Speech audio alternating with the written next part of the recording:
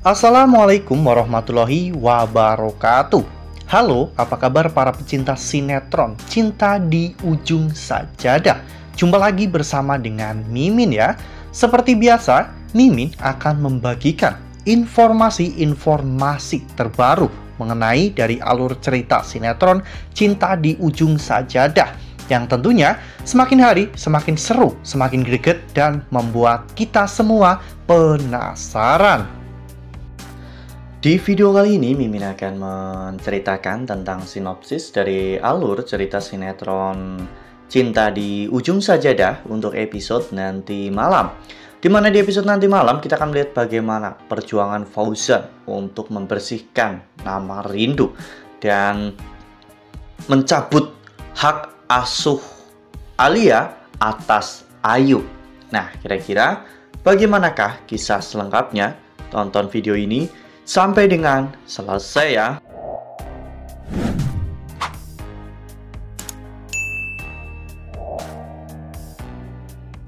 Ya, kita semua tentunya tahu bahwa saat ini Rindu memang sedang menghadapi permasalahan yang cukup besar. Semua itu terjadi karena kebodohan dari Fauzan. Fauzan yang tidak berpikir sampai sejauh itu sehingga membuat Alia bisa memanfaatkan hal ini untuk menyakiti Rindu dan juga Fauzan. Namun ternyata di balik semua ini, Indra sudah mempersiapkan sebuah rencana untuk menggagalkan semua rencana dari Alia. Indra sangat yakin bahwa saat ini Alia benar-benar yakin bisa menang dari permasalahan ini. Namun, Indra bisa mengcounter semuanya. Indra memang masih tercatat sebagai suami sah dari Alia. Oleh karena hal itu, Indra sedang memperjuangkan untuk membatalkan akta kematiannya demi untuk bisa membatalkan pernikahan Fauzan dan juga Alia, agar semua hal yang telah dilimpahkan kepada Alia, termasuk warisan Fauzan dan juga hak asuh atas Ayu, bisa dibatalkan. Oleh karena hal itu, akhirnya Carla pun menghubungi Fauzan dan mengajak Fauzan untuk bertemu di rumah Indra ya kawan-kawan, karena Carla ingin membicarakan sesuatu yang penting tentang Alia. Sesampainya Fauzan di rumah Indra, saat itu Indra datang dengan membawa sebuah berkas ya kawan-kawan di tangan Indra, dan berkas itu adalah akta kematian yang sudah dibatalkan oleh pihak pengadilan, sehingga saat ini Indra yang sebelumnya tercatat sudah meninggal dunia kini telah hidup kembali, karena memang Indra masih hidup. Dengan berbagai macam alasan, Indra akhirnya berhasil untuk mendapatkan haknya lagi. Sekarang Indra adalah suami sah Alia di mata hukum. Fauzan tidak terlalu terkejut ketika mengetahui bahwa Indra ternyata adalah mantan suami Alia, atau lebih tepatnya sekarang Indra masih tercatat sebagai suami sah dari Alia, karena memang Fauzan selama ini sudah mencurigai semuanya ya kawan-kawan. Indra akhirnya menceritakan dan menjelaskan semua rencananya kepada Fauzan untuk mencabut hak asuh Ayu dari Alia, karena dengan cara mengatakan semuanya kepada pengadilan tentang siapa Indra yang sebenarnya, maka semua rencana Alia akan hancur berantakan. Ternyata Alia mengetahui rencana ini ya kawan-kawan. Alia bahkan marah besar kepada Pak Wijanarko, sehingga Alia datang dan ngamuk-ngamuk ke rumah Pak Wijanarko ya kawan-kawan.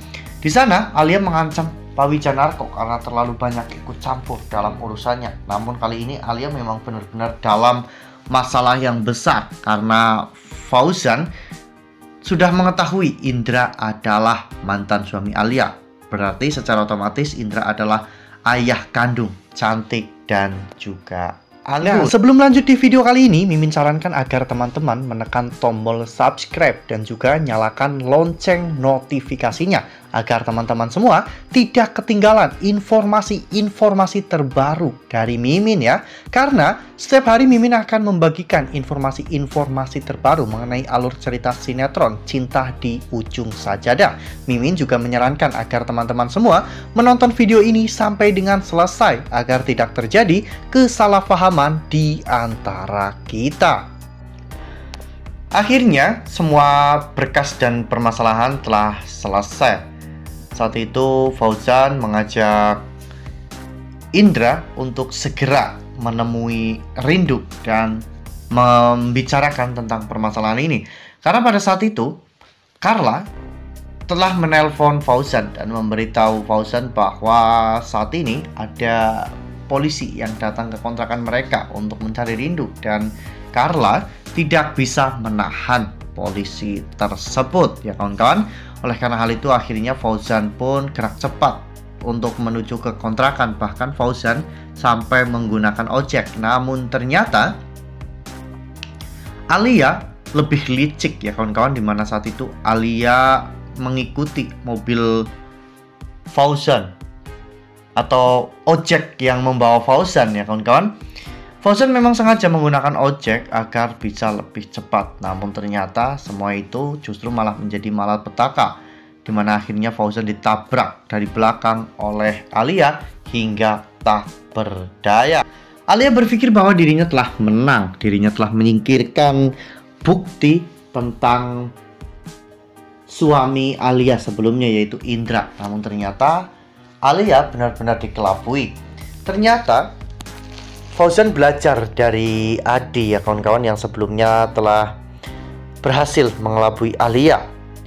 Berkas-berkas yang asli ternyata memang dibawa oleh Indra, sementara Fauzan sengaja mengalihkan perhatian Alia dengan cara membawa berkas palsu agar semua permasalahan ini bisa segera diselesaikan.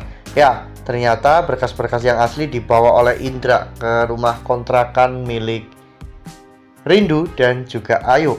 Di sana, Indra menjelaskan semuanya kepada pihak kepolisian. Bahkan Indra pun memperlihatkan bukti-bukti berkas tersebut.